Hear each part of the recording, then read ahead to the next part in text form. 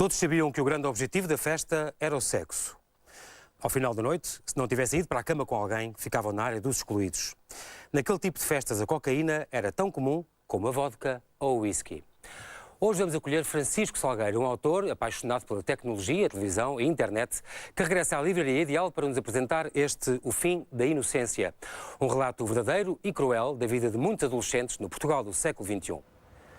De uma coisa eles tinham a certeza, aquilo não iria ficar por ali. Eles queriam experimentar muito mais. E essa tarde foi o início daquilo que viria a mudar as nossas vidas. Hoje falamos de droga, álcool, sexo e redes sociais sem controle, com o nosso convidado, que se atreveu a publicar o diário secreto de uma adolescente portuguesa no século XXI e que acabei de lhe ler um excerto. É com muito prazer que quase 2 anos depois voltamos a acolher Francisco Salgueiro, escritor e empresário de marketing digital. Ele nasceu em Lisboa há 38 anos, filho de um psicanalista e de uma professora, sobrinho de Maria Teresa Horta e neto de um editor. Adepto ferrenho de novas tecnologias e viciado em séries americanas, em 6 anos deu-nos 6 romances de sucesso e 2 histórias juvenis. E ao 7º ano não nos descansou, antes nos sobressaltou e muito com O Fim da Inocência. Um relato real, despoderado e chocante das noites vividas por um grupo de amigos desde os 12 anos dos nossos dias em Portugal. Olá Francisco, seja bem-vindo à nossa livraria Ideal, mais uma vez. Eu antes de falar deste livro, estou a mostrar este aqui, este segundo da tua série juvenil, dos X-Teens, que é X-Teens versus a misteriosa cidade subterrânea. Já há 2 anos nos tinhas dito que em 2010 iria sair um segundo livro desta série, de aventuras juvenis. Agora, passada mais em Lisboa, mudou um bocadinho o paradigma daquela coisa que tu querias ser uma coisa internacional para uma coisa mais portuguesa. É para haver um maior fenómeno de identificação com os locais. Não basta ter personagens portuguesas em locais estrangeiros, mas era fundamental para conseguir agarrar numa fase inicial as personagens a locais que todos os adolescentes e pré-adolescentes identificam. Aqui concretamente, a Serra de Sintra. Neste caso, a Serra de Sintra. E aqui já assinas como Francisco Salgueiro, mas eu lembro que no primeiro eras Francisco Mascarenhas, tinhas usado outro nome.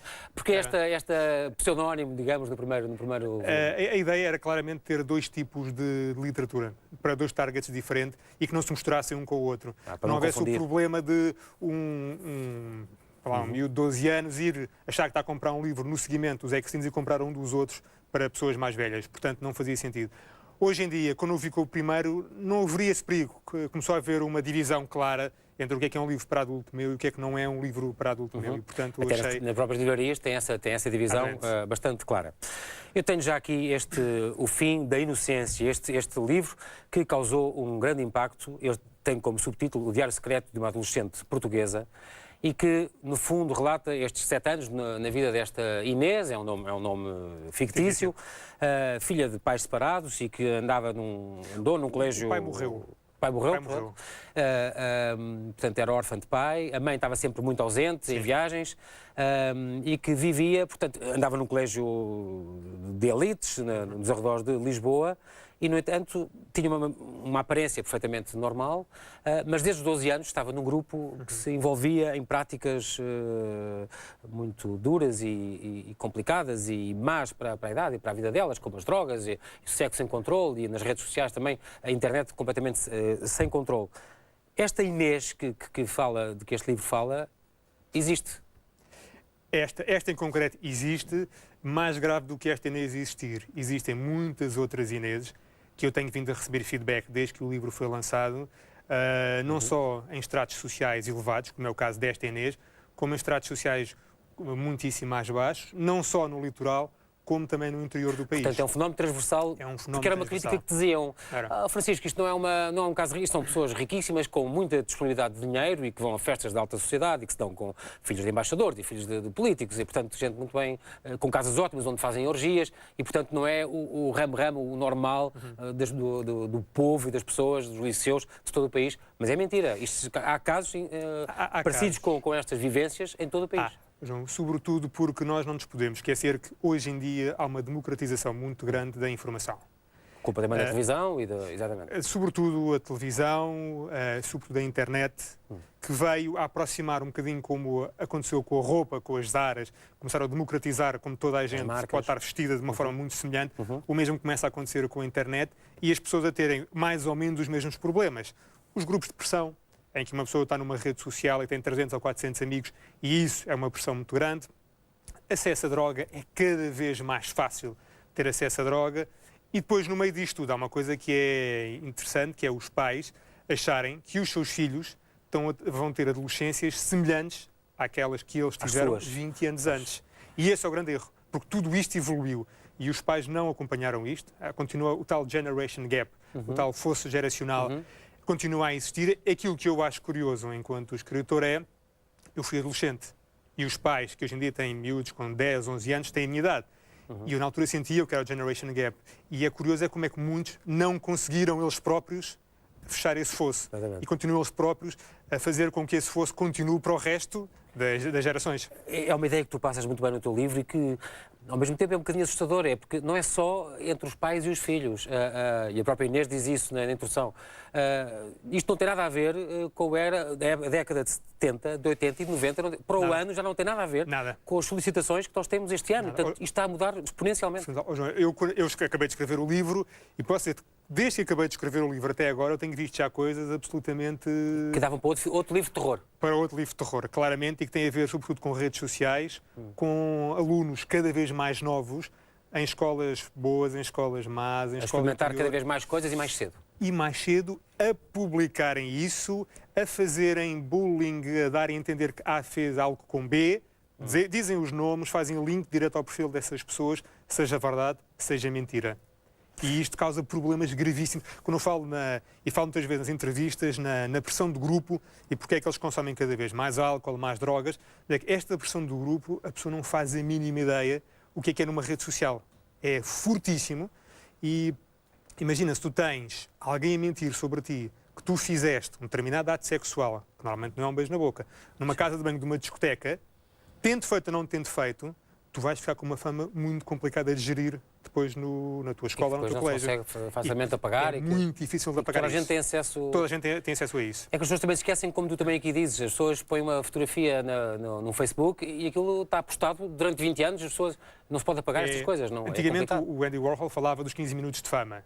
E que eram efêmeros, são 15 minutos. O problema é que hoje em dia tem 15 megas de fama e que potencialmente estão lá para o sempre. Todo o sempre.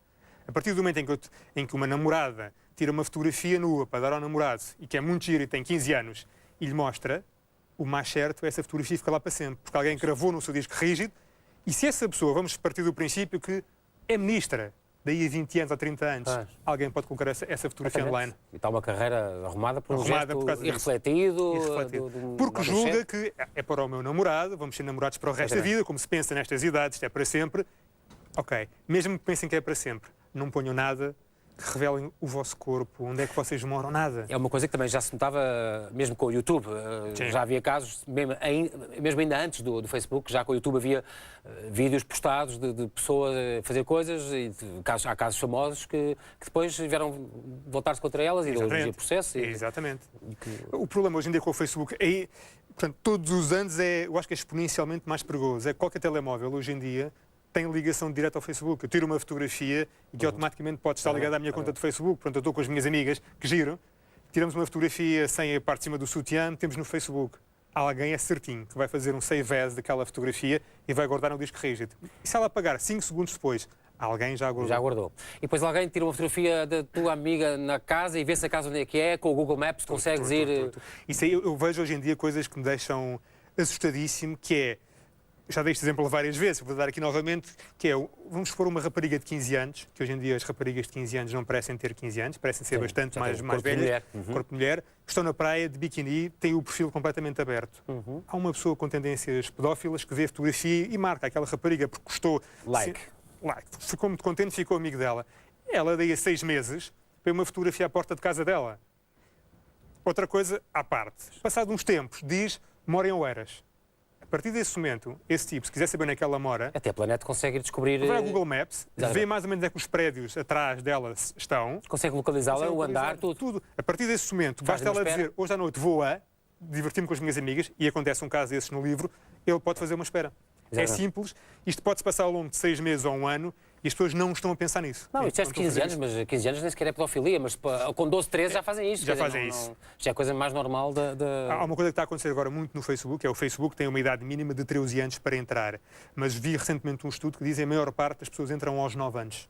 9, 10 anos, porque basta colocarem, sim, tenho 13 anos, exatamente. Entram. Não há controle nenhum. Não há controle nenhum nesse aspecto. Eu tenho aqui a capa do teu primeiro livro, Homens Há Muitos. Ao início deste último. Que levou ao início deste... Aliás, estes tons cor de laranja isto tem muito a ver. E que é muito curioso, porque isto foi editado há 7 anos, se não me engano, sim, ou 8. Homens Há Muitos tinha esta capa que tu puseste, aqui umas cenouras, e isto para dizer o quê? Que esta Inês apareceu exatamente por comentar-te esta... Por comentar essa capa, de uma forma muito despoderada.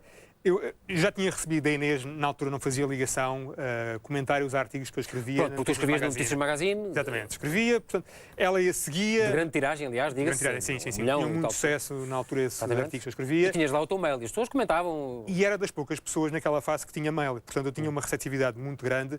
A Inês foi-me mandando, eu na altura não fiz nenhuma ligação àquela Inês. Na altura em que este livro sai, recebo um mail de uma tal Inês, que eu não sabia quem era, a falar-me desse aspecto fálico, nomeadamente aqui... Os pinguinhos d'água... aqui, que eu, assim, ingenuamente, se calhar da minha parte, não... Achei isto tudo muito ingênuo. Claro. Ela não.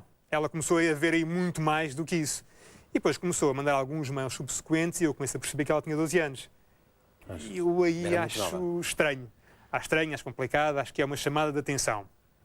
Mas começo a ler também, aí depois vou ver ao meu Outlook os mails anteriores dela, e vejo, de facto, já a linguagem dela não era uma linguagem muito normal para aquilo que eu considerava ser uma linguagem aos 12 anos. 12 anos. E ao longo dos tempos ela foi-me contando histórias, episódios. Hoje fui, hoje fiz, hoje aconteceu.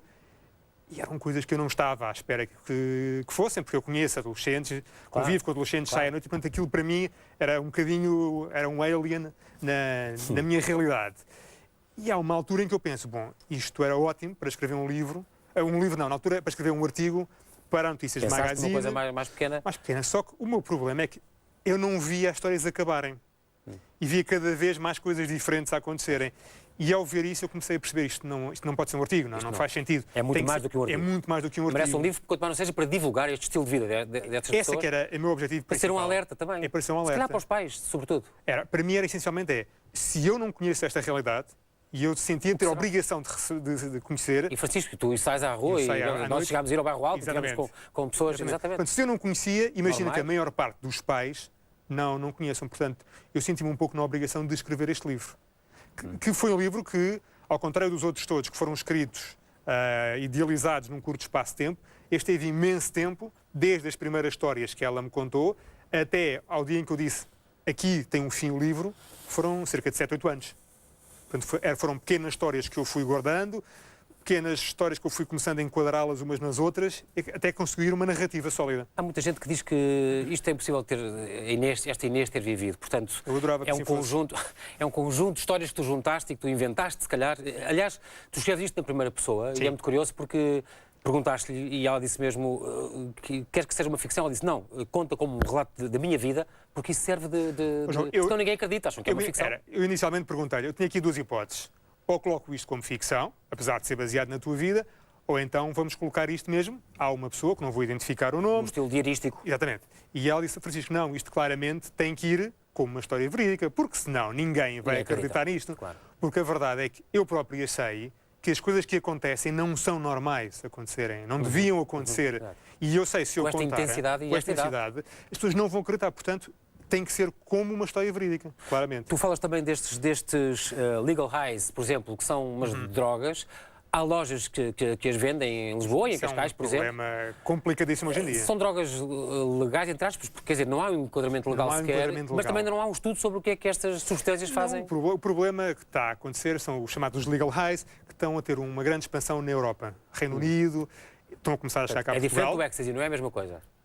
São compostos químicos que simulam os efeitos do ecstasy, da cocaína, da heroína, só que os componentes que lá estão dentro, ninguém sabe muito bem o que é, quais é que são os efeitos que provocam a longo prazo. A única coisa que sabe é que provocam sintomas semelhantes aos das outras drogas.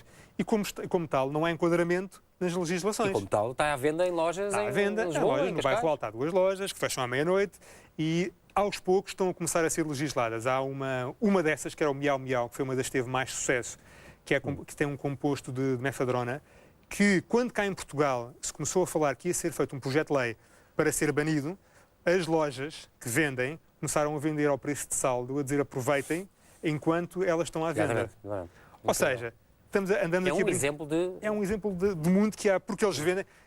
Se nós formos lá, eles vão dizer isto é legal. Reparem, eu estou a vender aqui sais de banho, estou a vender incenso, estou a vender fertilizante. É assim que eles vendem, de facto. Não há nada que proíba alguém de vender um sabonete. Claro que sim. Agora, se eu quiser pegar um sabonete e transformar aquilo numa droga, aí... Como snifar cola, ou como... Exatamente. É quase, não é? Não se podem proibir as colas por causa disso. Outra coisa que assusta muito os pais que leem estes livros e educadores é a questão de... Esta Inês tinha um aspecto maravilhoso, na era bonita, e ela agora mora em Londres, e portanto está fora, esteve no Brasil, esteve em Londres, tem uma vida que quer completamente... achou importante este testemunho e leu, claro, mas quer... esquecer este passado e não quer que a sua vida seja informada por tudo isto que ela viveu.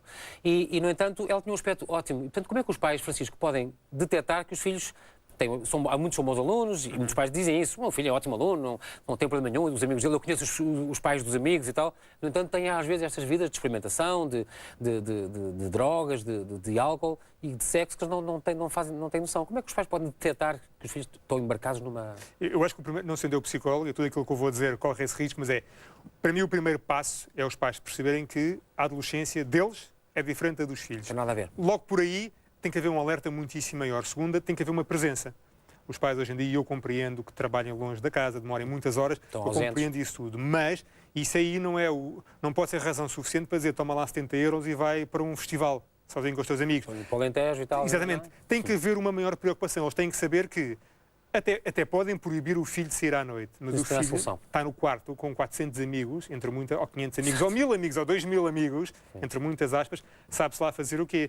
Eles até pensam que se calhar estão seguros no quarto, como acontecia no princípio do livro, mas em que estavam no quarto supostamente a estudar, mas não. Estavam a ver filmes pornográficos e, portanto, estavam a ter uma educação sexual através da pornografia, em que a pornografia hoje em dia é acessível a qualquer pessoa.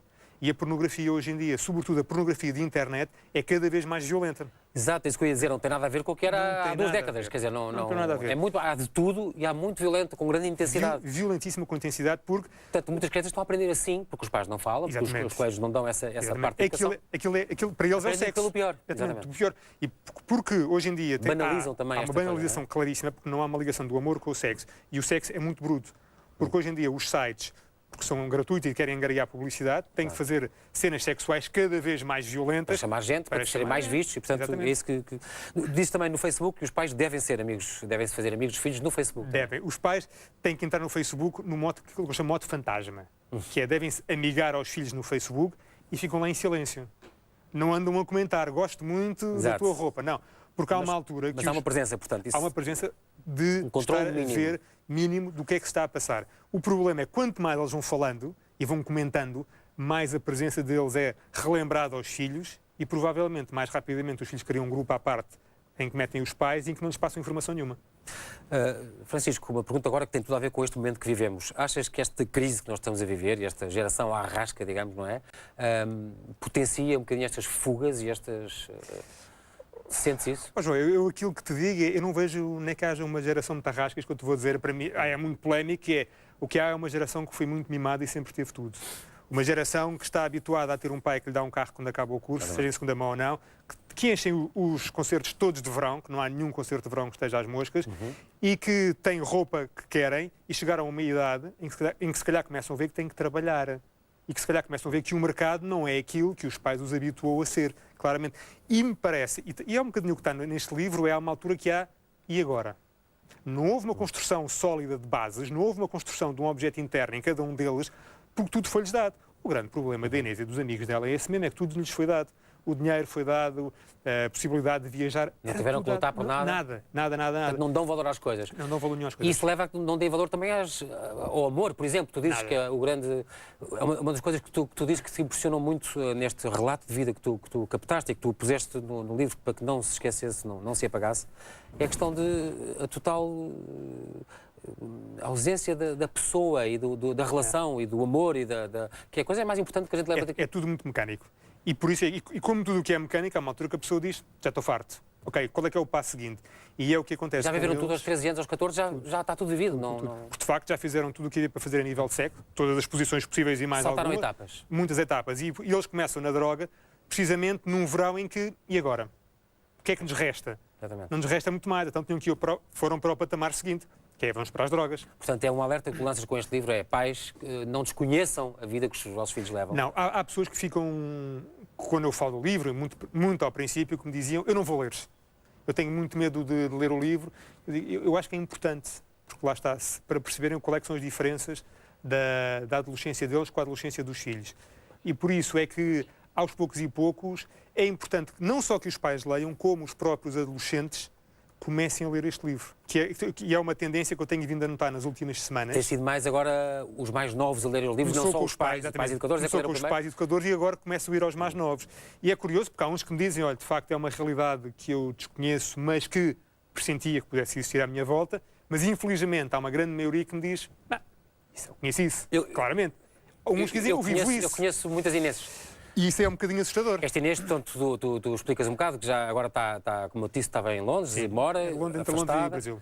Entre Londres e o Brasil, é onde ela vive, quer esquecer este passado, tem um companheiro novo, não quer que ele saiba do passado dela, e é muito curioso uma frase que ela diz, que ela revela o medo de se tornar, quando se fala em ter crianças ou não, ela diz, eu tenho medo de ser uma mãe como foi a minha comigo, e tenho medo de ter filhos por causa disso. Hoje em dia Já que eu falava do Generation Gap, eu acho que quando nós estamos a passar por determinadas coisas, quando somos mais novos, temos de ter atenção, nessa altura, que vamos ser mais velhos e vamos ter filhos que vão passar o mesmo que nós. Portanto, há aqui alguma construção interna que temos que ir tendo, que as coisas não podem ser iguais ao que foram na nossa geração com os nossos pais. O fim da inocência, este grito de alerta, uma confissão que não vai deixar ninguém indiferente, como diz Francisco Salgueiros, foi uma conversa muito, mais do que uma conversa interessante, foi uma conversa muito importante. E obrigado por teres vindo mais uma vez à livraria, Francisco, mais uma vez. Espero que também tenha gostado de estar aí desse lado, já sabe, hoje, oxalá, Francisco, continues sempre a entreter os teus vários públicos, porque tens vários públicos, e alertar as famílias para a situação dos seus filhos, tantas vezes ignorada. Eu fico por aqui, já sabe que para a semana esta entrevista fica online no site da TVI 24 e, como sempre, pode enviar as suas ideias para livraria.ideal@tvi.pt. Em meu nome da TVI 24, desejo boas leituras e uma boa semana. E já agora, aceite a nossa sugestão e leia esta obra e esteja atento aos sinais dos seus filhos.